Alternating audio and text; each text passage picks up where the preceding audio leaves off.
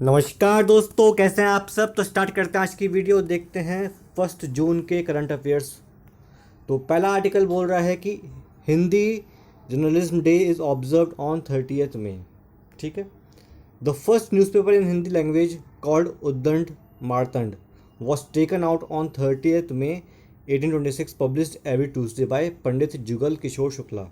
बहुत important news, ये मतलब जो इंफॉर्मेशन है, इसको आप याद कर लेना कि पहला न्यूज़पेपर जो हिंदी लैंग्वेज में था वो उद्दंड मार्तंड था, जो कि 30 मई को ही रिलीज़ किया गया था बाय पंडित जुगल किशोर शुक्ला फ्रॉम कलकत्ता।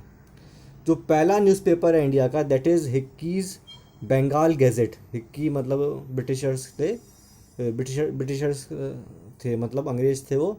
उन्होंने बंगाल गैजेट न्यूज़पेपर लॉन्च किया था जो इंग्लिश में था इन जनवरी 1780। ये पहला न्यूज़पेपर इंडिया में पब्लिश हुआ था। और हिंदी का पहला कौन सा था?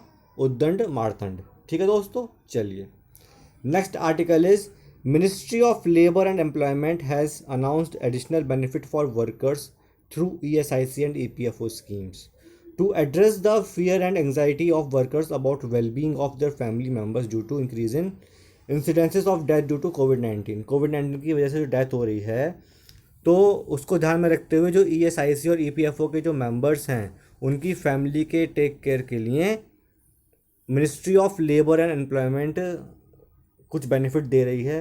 वो बेनिफिट क्या हैं? Currently if an insured person dies और get disabled while discharging duties, a lifelong pension equivalent to 90% of average daily wage drawn by the worker is available to the spouse and widowed mother and for children till they attain the age of 25 years. For the female child, the benefit is available till her marriage। तो अभी क्या मतलब जो है इन्होंने provision किया है कि अगर कोई व्यक्ति डिसेबल हो जाता है या मर जाता है ड्यू टू कोविड-19, तो उसको लाइफ लॉन्ग पेंशन दी जाएगी equivalent to the 90% of the average daily wage. ठीक है। किसको? या तो उसकी स्पाउस को या फिर विडोड मदर को। और अगर जो है बच्चे हैं तो उन 25 साल तक की एज जब तक बच्चों की नहीं हो जाती तो उनको भी पेंशन दी जाएगी। बात समझ में आ रही है? और फीमेल चाइल्ड है तो उसको मैरिज के टाइम पर बेनिफिट दिया जाएगा। चलिए next article is IIT Ropar जो पंजाब में है has developed a unique detector named fake buster. Fake buster नाम का एक उन्होंने डिटेक्टर बनाया है जिसका काम क्या होगा? That would be helpful to identify and prevent impostors from attending video conferencing. जैसा कि आप जानते हो कोविड-19 के बाद जो है अधिकतर मीटिंग जो है वीडियो कॉन्फ्रेंसिंग के थ्रू होती हैं, चाहे वो गवर्नमेंट की हो चाहे वो प्राइवेट कंपनीज़ की हो। तो उन मीटिंग्स में ऐसा ना हो कि जो है इम्पोस्टर्स मतलब कि बहरूपिये बैठे हों और वो जो है डेटा को लीक कर लें या डिस्टर्ब करें मीटिंग को। तो उसको ध्यान में रखते हुए फेक बस्टर नाम का एक जो है यूनिक डिटेक्टर बनाया है IIT रोपड़ ने with with Australia based मोनाश university. इसकी इनकी हेल्प से IIT रोपड़ ने ये बनाया है सॉफ्टवेयर। ठीक है, चलिए specially constituted island development authority for the island territories of India. ये IDA के बारे में बता रहे हैं हम इस आर्टिकल के अंदर कि IDA क्या है। ये न्यूज़ इसलिए आई है कि लक्षद्वीप, आप जानते हो पिछले कुछ समय से न्यूज़ चल रही है कि लक्षद्वीप के जो एडमिनिस्ट्रेटर हैं उन्होंने वहाँ पर कुछ रूल्स लेके आ रहे हैं वहाँ के एडमिनिस्ट्रेशन के लिए, जिस उनका ये मेन मोटो है कि जैसे मालदीव्स एक टूरिस्ट डेस्टिनेशन हब है, इस टाइप से लक्षद्वीप को भी डेवलप किया जाए। तो उसी को ध्यान में रखते हुए ये आर्टिकल है कि what is the island development authority, ये क्या होती है। तो आइलैंड डेवलपमेंट अथॉरिटी जो है किसके लिए बनाई गई थी? जो इंडिया में आइलैंड टेरिटरीज़ हैं उनके लिए। और ये प्राइम मिनिस्टर राजीव गांधी ने बनाई थी उस टाइम पर। IDA जो है 1988 में बनाया गया था। Approve the framework for the development of the India's island territories. ठीक है। IDA sought an environmentally sound strategy for both island group hinges on better exploitation of marine resources coupled with much greater care in the use of land resources। मतलब IDA ऐसी strategy बनाता है जो environmentally sound हो। मतलब जैसा कि आप जानते हो आइलैंड जो है वो बहुत ही ज़्यादा एनवायरमेंटल प्रोन एरिया होते हैं और बहुत इको सेंसिटिव एरिया होते हैं। लक्षद्वीप तो वैसे भी कोरल्स पे बसा हुआ है। मतलब जो कोरल्स हैं they are the living being. उनकी डेड बॉडी से जो कार्बन कार्बोनेट निकलता है, कैल्शियम कार्बोनेट निकलता है, तो उसका ही जो शेल बन जाता है उस पर ही जो है लक्षद्वीप आइलैंड बना हुआ है। तो it is most eco sensitive zone. तो उसको ध्यान में रखते हुए जो है पॉलिसीज़ बनाई जाती हैं आईडीए के द्वारा, जिससे कि जो हमारे रिसोर्सेज हैं, फ़िश वगैरह मरीन रिसोर्सेज हैं, उनको भी एक्सप्लॉइट किया जा सके, लेकिन ये भी ध्यान रखा जाए कि जो वहाँ का एनवायरनमेंट है वो डिस्टर्ब ना हो। Deliberation of the idea wanted that Lakshadweep, with its land ownership constitutionally protected, be open to international tourism. Idea ये चाहता है कि लक्षद्वीप को इस तरीके से प्रोटेक्ट किया जाए कि वो वहाँ पर टूरिज़्म भी ग्रो हो। ये मेन मोटो है इस समय जो रूल्स आने वाले हैं लक्षद्वीप के अंदर या प्रपोज्ड हैं। चलिए नेक्स्ट आर्टिकल है क्रिप्टो करेंसीज़ के बारे में। बहुत ज़्यादा हॉट आर्टिकल एक तरीके से पिछले 3-4 साल से इस पर क्वेश्चन हमेशा आ रहा है, यूपीएससी में भी आ रहा है और अदर एग्ज़ाम्स में भी आ रहा है। तो जान लेते हैं आखिर ये क्यों चर्चा में है। क्रिएटेड जो क्रिप्टो करेंसी है वो सतोशी नाकामोटो ने बनाई थी 2008 में, ठीक है। उसमें मतलब बिटकॉइन उन्होंने बनाया था। बिटकॉइन जो है सबसे ज़्यादा पॉपुलर क्रिप्टो करेंसी है। It is fully decentralised crypto currency जो बेस्ड होती है, that is based on block technology. ये चीज़ आप ध्यान रखना। और ब्लॉक टेक्नोलॉजी की जो मेन जो नव्ज़ है, मतलब जो फ्रेमवर्क है, वो डिपेंड करता है डिसेंट्रलाइजेशन के ऊपर। तो क्रिप्टो जो बिटकॉइन है वो एक क्रिप्टो करेंसी है जो फुली डिसेंट्रलाइज्ड है। Peer to peer electronic cash system है इसके अंदर, that did not need the purview of any third party financial institution. अगर मुझे पैसे भेजने हैं अमेरिका में बैठे किसी बंदे को, तो मुझे कोई रिक्वायरमेंट नहीं है कि मैं आरबीआई से परमिशन लूँ या फिर सेंट्रल बैंक जो अमेरिका का है वहाँ से परमिशन लूँ। I can easily transfer my money from India to US, ठीक, with the help of bitcoin या क्रिप्टो करेंसीज। क्रिप्टो करेंसीज मतलब ऐसी करेंसीज जो डिजिटल करेंसीज हैं, उनका कोई हार्ड फॉर्म में कोई वजूद नहीं है, केवल इलेक्ट्रॉनिकली जो है हम इंटरनेट के थ्रू करेंसीज़ के फॉर्म में आदान प्रदान कर सकते हैं, ट्रेड कर सकते हैं, परचेज़ कर सकते हैं करेंसीज़ को, फिर उसको दूसरे को बेच सकते हैं। तो इस टाइप से क्रिप्टो करेंसीज़ चलन में है। जो बिटकॉइन है वो पहली बार 2010 में ट्रेड हुआ था और उस टाइम पे इसकी कीमत केवल कितनी थी, $0.0008। आप समझ सकते हो कितनी कम वैल्यू थी, जो बढ़ के आज कितनी हो गई है, दैट बिकम्स $65,000। तो आप सोचिए कि with in a span of 10 years कितना गुना जंप हुआ है इसकी वैल्यू में, आप ये समझ सकते हो। इसलिए इस करेंसी पर बहुत सा इन्वेस्टमेंट हुआ। इस समय जो उसकी मार्केट वैल्यू है that is equivalent to $2.5 trillion, जो कि अच्छी बड़ी कंट्रीज़ों की इकनॉमी भी इतनी बड़ी नहीं है जितना इस समय जो है क्रिप्टो करेंसीज़ की मार्केट वैल्यू हो चुकी है। Within a span of over a decade, मतलब 10 ईयर्स में ही देयर वैल्यू है surpass the size of economies of most modern nations, जो मैंने आपको बताया। The crypto market grow over by 500%, 500% से ग्रो कर रहा है ये हर साल मार्केट, ठीक है। और इसके वजूद पर या इसके ट्रेड पर कोई फ़र्क नहीं आया कोविड-19 के बाद भी। जहाँ तक मतलब कोविड-19 के बाद हर इकनॉमी का हर पहलू इस समय डाउन है, चाहे वो मैन्युफैक्चरिंग है, चाहे वो सर्विस सेक्टर है, चाहे वो एग्रीकल्चर सेक्टर है, सभी सेक्टर जो है इस समय डाउन है। बट क्रिप्टो करेंसीज़ का जो मार्केट है वो डाउन अभी भी डाउन नहीं है। बात समझ में आ रही है? तो ये इतनी इसकी वैल्यू है।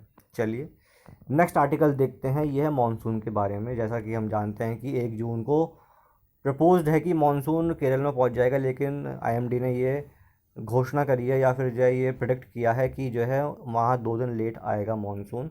तो जान लेते हैं भाई मानसून के बारे में, आखिर मानसून कितने टाइप का होता है इंडिया के अंदर और कौन कौन से फैक्टर्स रिस्पॉन्सिबल हैं इंडिया में मानसून के लिए।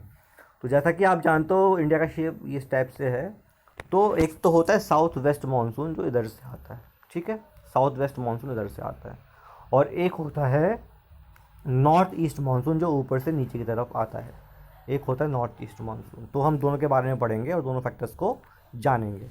तो factors responsible for south west monsoon formation कौन कौन से हैं। पहला फैक्टर है intense heating of Tibetan plateau during summer month, पहला रीज़न। दूसरा रीज़न है permanent high pressure cell in the south Indian ocean east to north east of Madagascar in summer. ये इंडिया है, ऊपर तिब्बतन प्लेटू है, ठीक है, या मडागास्कर है।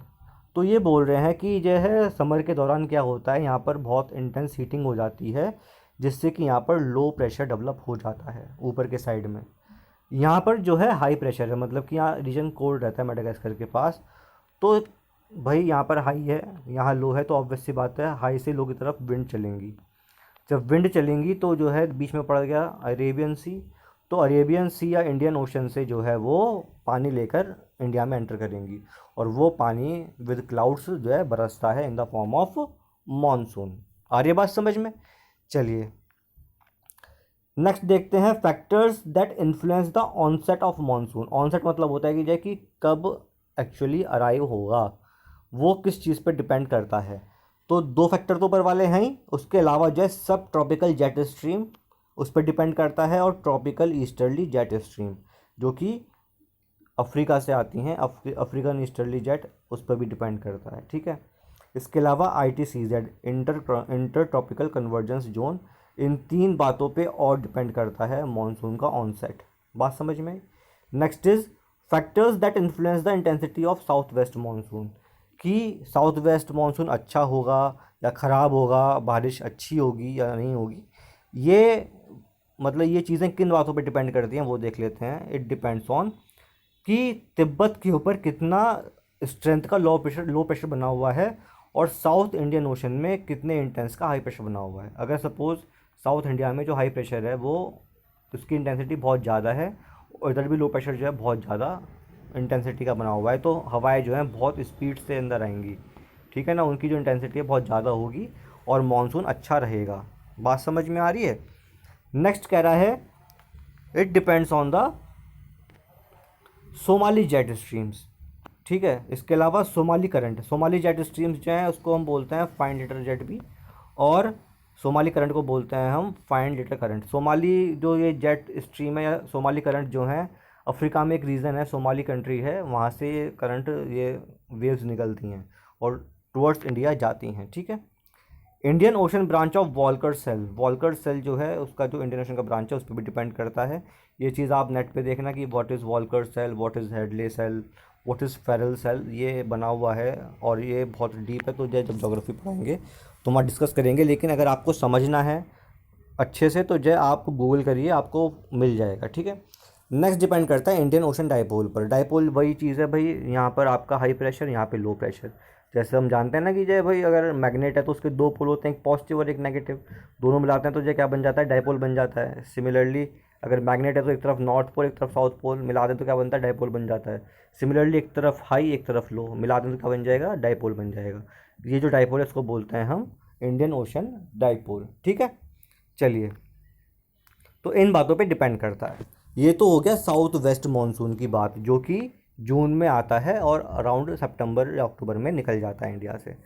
अब आता है नॉर्थ ईस्ट मानसून की बात, जो ऊपर से चल के नीचे आता है, ठीक है। ये अराउंड नवंबर में आता है और जो है अप टू जनवरी तक रहता है। तो ये जो है नॉर्थ ईस्ट मानसून जो है किन किन फैक्टर्स पे रिस्पॉन्सिबल है वो जान लेते हैं। तो formation and strengthening of the high pressure cell over Tibetan plateau and Siberian plateau in winter. क्या होता है भाई, अब जब बारिश हो गई, ठंडा मौसम आ गया नवंबर में, तो ऊपर का जो एरिया है इंडिया, ये इंडिया है, तो ऊपर का जो एरिया है वो ठंडा हो जाता है, मतलब कि यहाँ बन गया हाई प्रेशर सेल, और नीचे बन जाता है फिर लो प्रेशर सेल। तो हाई प्रेशर से लो प्रेशर की तरफ विंड्स फ्लो होना शुरू हो जाती हैं और बे ऑफ बंगाल से पानी उठाती हैं, और जो तमिलनाडु, उड़ीसा कोस्ट और ये आंध्र प्रदेश कोस्ट पर बम्पर बारिश करती हैं। मेनली तमिलनाडु में बहुत बारिश होती है, ठीक है।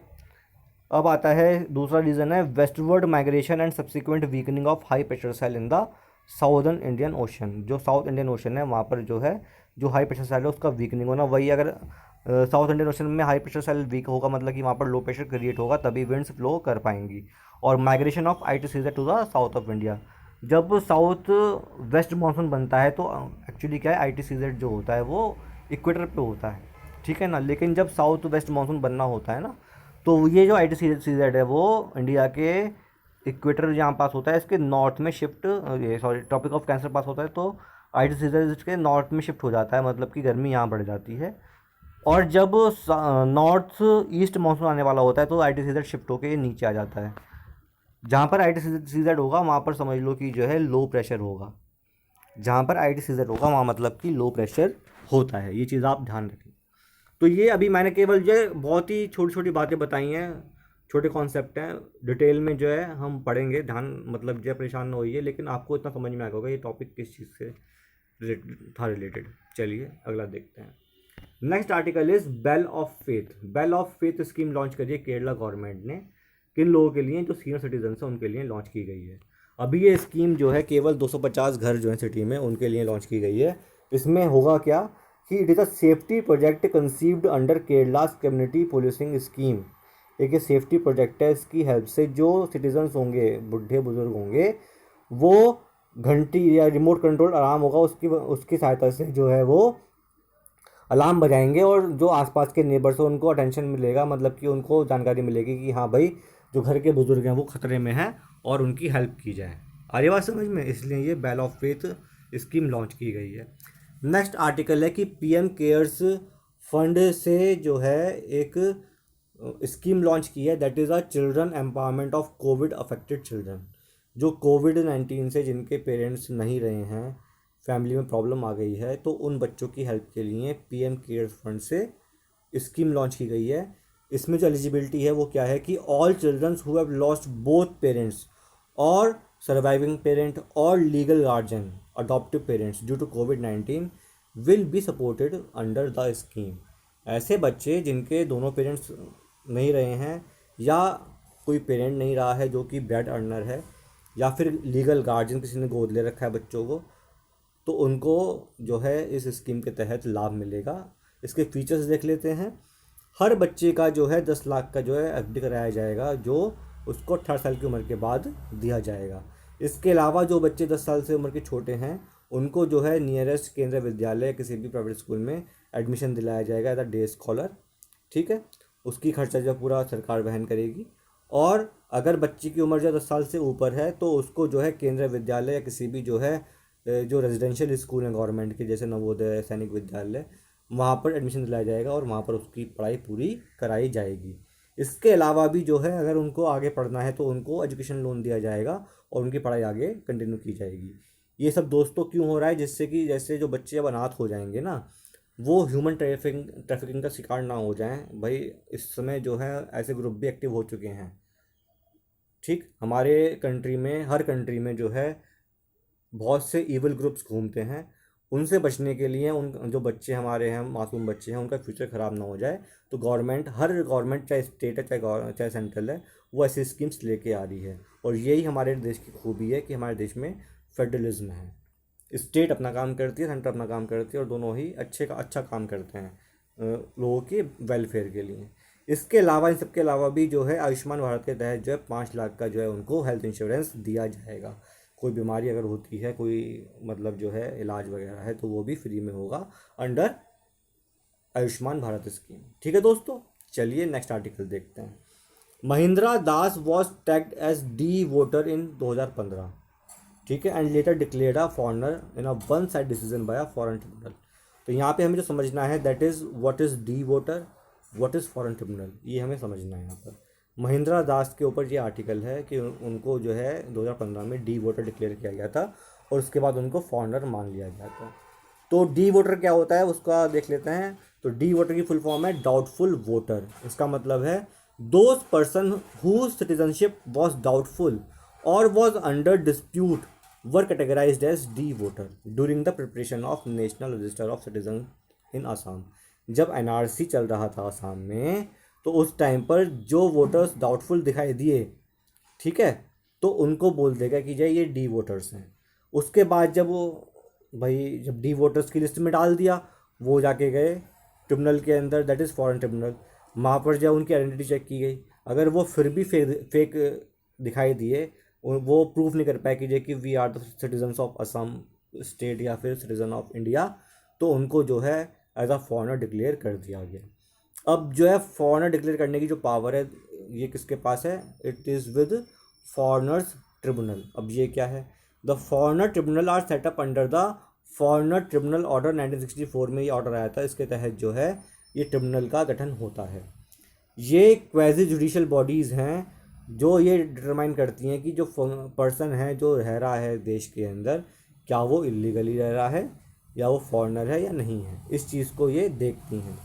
इस जो ट्रिब्यूनल है इसमें जो मेंबर्स होते हैं वो कौन से होते हैं? एडवोकेट्स जिनकी एज 35 साल से कम की ना हो और 7 साल उन्होंने प्रैक्टिस करी है as a retired judicial officer from the Assam judicial service, या फिर रिटायर्ड आईएएस ऑफिसर हो जो है किसके? असम सिविल सर्विस के, not below the rank of secretary और additional secretary, having experience in quasi judicial works. तो ये इसमें मेंबर्स होते हैं। मिनिस्ट्री ऑफ होम अफेयर्स ने जो है अमेंड किया है फॉरेन ट्रिब्यूनल्स ऑर्डर। तो आपको समझ में आ गया होगा ये फॉरेन ट्रिब्यूनल्स किसके अंडर में वर्क करता है? Under ministry of home affairs. ठीक है, उन्होंने अमेंड ये किया है कि जो है अब जो डिस्ट्रिक्ट मजिस्ट्रेट हैं, जो डीएम है, उनको पावर दी गई है कि वो अपने स्टेट में, अपने डिस्ट्रिक्ट में जो है ट्रिब्यूनल बना सकते हैं to identify a person that a person is living illegally और लीगली। तो ये डीएम को पावर दे दी गई है। ठीक है, नेक्स्ट आर्टिकल देखते हैं ऋषि गंगा के बारे में। ये रिवर है चमोली डिस्ट्रिक्ट उत्तराखंड में, जिसका सोर्स क्या है? It springs from the Uttari Nanda Devi glaciers on the Nanda Devi mountain. Nanda Devi mountain में उत्तरी नंदा देवी ग्लेशियर से वहाँ से ये रिवर निकलती है ऋषि गंगा। और it is also fed from the दक्षिणी नंदा देवी ग्लेशियर्स। 2 ग्लेशियर्स से ये रिवर निकल के आती है, एक तो उत्तरी नंदा देवी ग्लेशियर और एक दक्षिणी नंदा देवी ग्लेशियर, उत्तर और दक्षिण से। ठीक है, उसके बाद जो है ये नंदा देवी नेशनल पार्क में वहाँ से फ्लो करते हुए ये धौलीगंगा रिवर में मिल जाती है नियर द विलेज रिनी। बात समझ में आ रही है? ये कुछ आप अब ये आर्टिकल क्यों पढ़ा हमने? क्योंकि आपको मालूम है कि फरवरी के आसपास ग्लेशियल बस्ट हुआ था जिसमें काफ़ी लोग मर गए थे, एक प्रोजेक्ट भी था वो भी नष्ट हो गया था, तो वो इसी रिवर में आया था। और अभी भी जो है वहाँ जो ग्लेशियर्स हैं जहाँ से ये रिवर निकलती है वहाँ पर क्रैक देखे गए हैं साइंटिस्ट के द्वारा, जो भी ये सब चीज़ें चेक करते हैं। तो इसलिए इसकी स्टडी हो रही है कि ये कहीं दूसरा कोई आपदा ना आ जाए, कैलेमिटी ना आ जाए, तो इसलिए ये ऋषि गंगा रिवर के बारे में चर्चा की गई। नेक्स्ट आर्टिकल देख लेते हैं। अ study done by doctors of Nizams institute of medical science NIMS has revealed that high vitamin D level reduce the risk of corona virus. अगर जो है बॉडी में विटामिन डी का लेवल अच्छा है तो कोरोना वायरस का रिस्क हट जाता है। तो अब जो है मेन बात आती है विटामिन डी है क्या चीज़? ये it is a fat soluble vitamin, meaning that it dissolve in a fat and oils and can be stored in your body for a long time. 2 type के होते हैं फैट्स, एक तो 2 टाइप के vitamin होते हैं, एक तो फैट सॉल्युबल, एक होता है वाटर सॉल्युबल। ठीक है, जो फैट सॉल्युबल होता है ना वो हमारी बॉडी में बहुत टाइम तक रिटेन करते हैं, वाटर सॉल्युबल जल्दी ख़त्म हो जाते हैं। बात समझ हमारी, जो बी ग्रुप के जो ये विटामिन होते हैं B12 वगैरह, ये वाटर सॉल्युबल होते हैं, लेकिन vitamin D is a fat soluble vitamin. ये कैसे प्रोड्यूस होता है? इट प्रोड्यूस व्हेन सनलाइट और artificial light between the range of 190 to 400 nanometer. इस रेंज की अगर लाइट है तो वो अगर हमारी स्किन पर पड़ती है तो एक केमिकल रिएक्शन होती है, उस रिएक्शन के तहत जो विटामिन डी बनता है। ठीक है दोस्तों, चलिए, तो ये कुछ आर्टिकल्स थे आज के। उम्मीद करता हूँ कि आपको समझ में आए होंगे। अगर अच्छे लगे video, please like this video, share this video, subscribe my channel. Thank you, have a nice day.